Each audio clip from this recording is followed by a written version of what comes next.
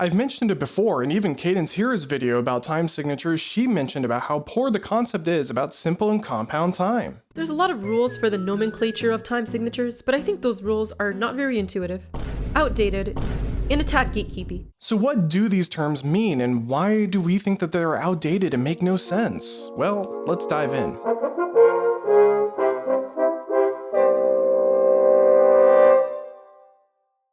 Simple time is when there's a 2, 3, or 4 in the upper number of a time signature, and compound time is when there's a 6, 9, or 12 in the upper number. Anything else is just considered irregular. And in simple times, that means the beat is divided into 2s. So for pieces that are in 4, 4, this means that there are 4 beats to the bar, and each beat is divided into 2, like here.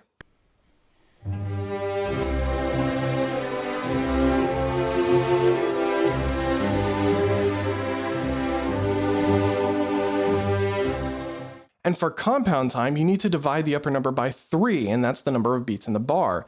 And each beat is divided into 3s, like here.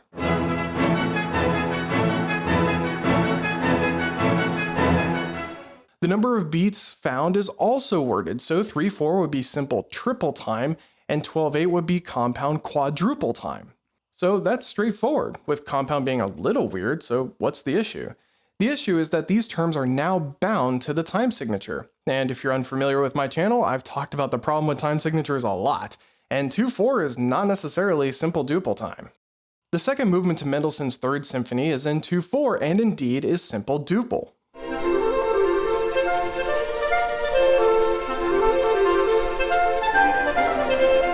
But the third movement is also in 2/4, but if you just listen to it, or even watch a conductor, you'd think it's in 4/4, or simple quadruple time.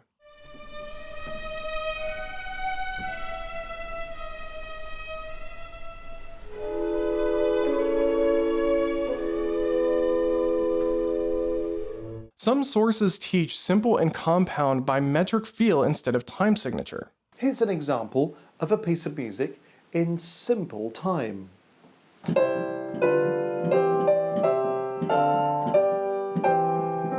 And here's an example of a piece of music in compound time.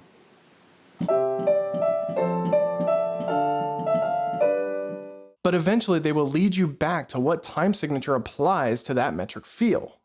And of course it's quite easy once you've understood that just to remember that simple times have 2, 3 or 4 at the top. And compound times have 6, 9 or 12 at the top. So let's take a look at each of the other simple and compound meters to show how calling them that is, well, problematic. I already showed 2/4 as a 2-beat and 4-beat measure in the same symphony, but it could also be in 1 like in Beethoven 5, or 1 beat every 2 bars like the finale of Tchaikovsky's Second Symphony.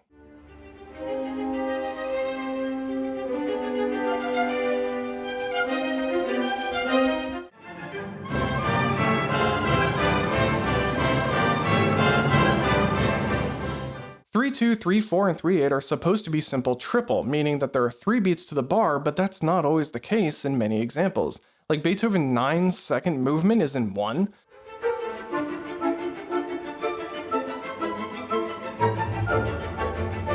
Sibelius 7 is in 6.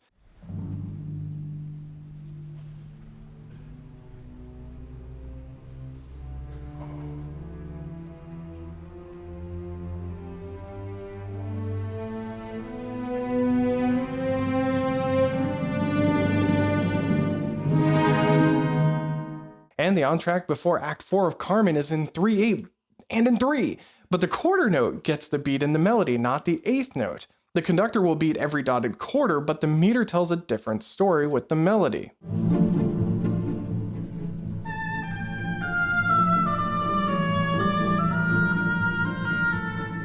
Honestly, I think the default for when we see 3/8 is that it'll be in 1, reminding me of this quote from Gareth Green over at Music Matters. We say that 6/8 is a compound duple. It's compound because we're breaking into groups of 3.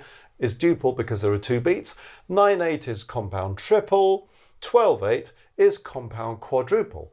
So some people then think, oh, well, in that case, 3/8 must be another one of these. So it must be something like this, Well, we've got all that in one beat and it's a sort of compound uno or something. Absolutely not. There's a sort of logic about that, but it doesn't work like that. Except that's exactly how that works. And yes, I could see you prove me wrong with things like Brahms 3.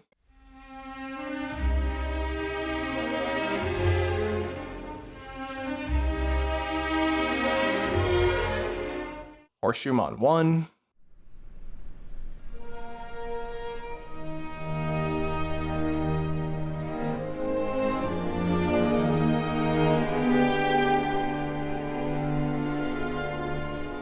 And there are other composers that seem to use 3/8 that way too, like Strauss.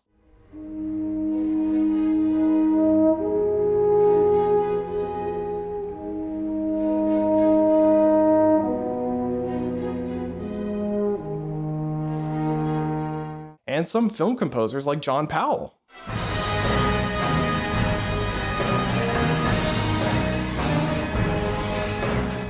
But I would still argue the majority of the time you see 3/8, it will be in 1 as a compound single time.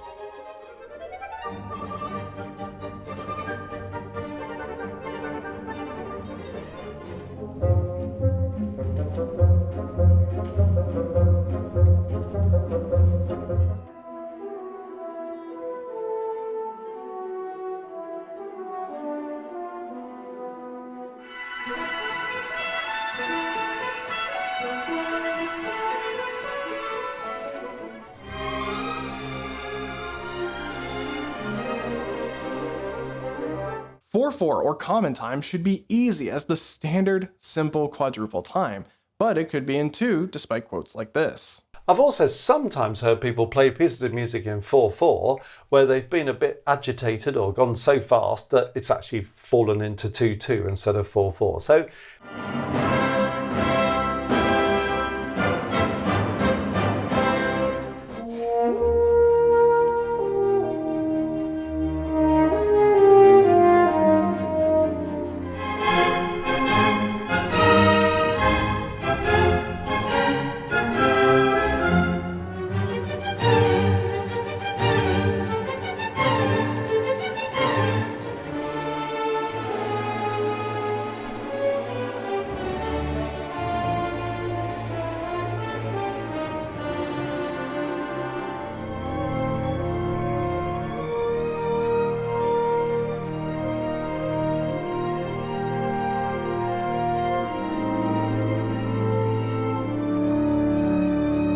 It could be an 8 like the finale of Mahler 9.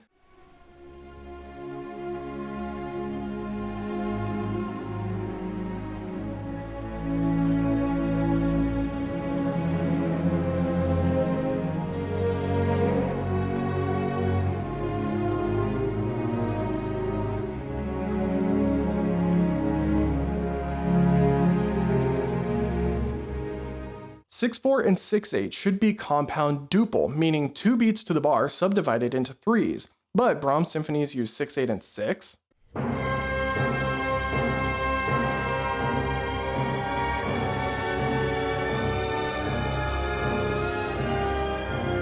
Six, 4, and 3.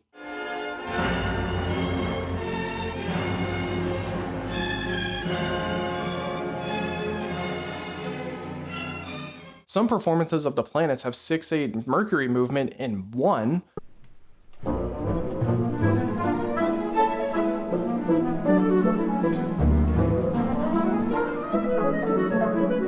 Nine, 4, and 9/8 should be compound triple, meaning 3 beats to the bar subdivided into 3s. But the finale from Saint-Saëns Organ Symphony trades off 9/4 and 6/4, but those measures are in 9 and 6.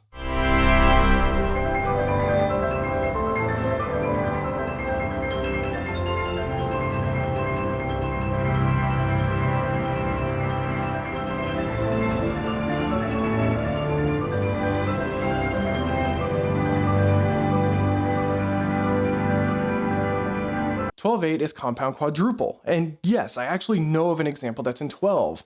It's in the Three Black Kings by Duke Ellington.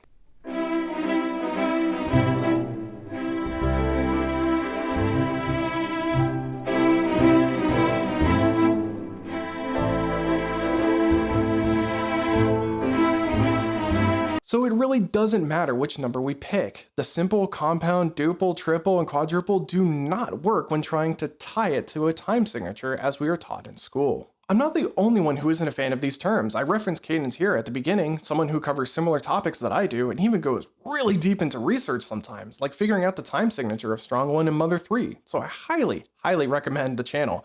She has other issues with these terms though. So Cadence, take it away! Hey everyone! One of the reasons why I don't really like the old meter nomenclature is because simple versus compound only accounts for subdivisions in powers of 2 or 3. But I know of at least one modern tune where the quarter notes are subdivided into sets of 5s. Oh, you're gonna give me a hard one to edit, aren't you? Yeah, for sure. Great. Flaneur starts off with this bass riff with hi-hats accenting the same hits.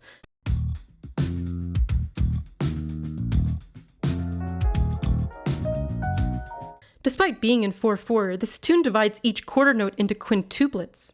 One cool thing about quintuplet subdivision is the variety of the ways each beat can be divided. After the first beat, this riff divides the quarter note into 4 plus 1, then 2 plus 3, then 4 plus 1 again. Switching which half of the beat gets the longer stress makes it groove so hard, and the different kinds of ways to split each beat allows for interesting patterns which aren't possible in traditional simpler compound.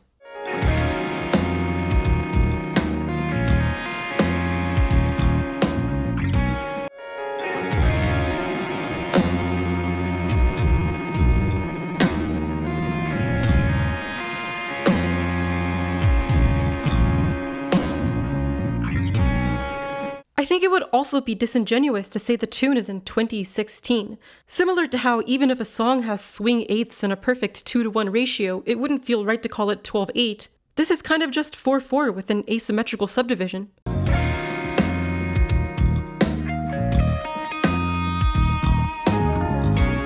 While being similar in that regard to compound meter, the quintuplet feel of Flaneur does not fit within the constraints of that definition. And that division lasts for most of the tune, until there's a crazy metric modulation about 2/3 of the way in.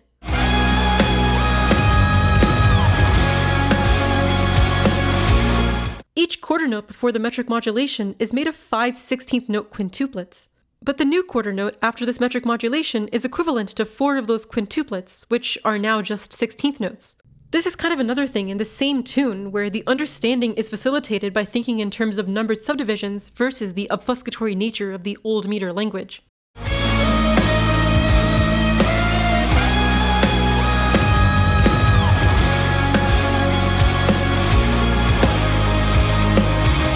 Overall, one thing I feel a lot of the old nomenclature doesn't account for is future-proofing. The language of simple versus compound works really well at categorizing tunes that were idiomatic to the genre, era, and location, but becomes less comprehensive even when considering music from other parts of the world or music from 100 years later. I've said this a few times before, but I think music terminology needs to be more accessible, if even just for general clarity.